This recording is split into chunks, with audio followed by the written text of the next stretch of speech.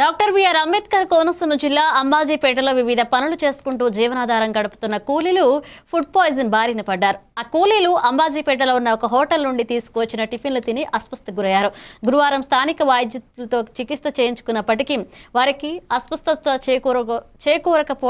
స్వస్థత చేకూరకపోవడంతో అంబాజీపేట, అమలాపురంలోని ప్రైవేట్ ఆసుపత్రులలో చికిత్స పొందుతున్నారు.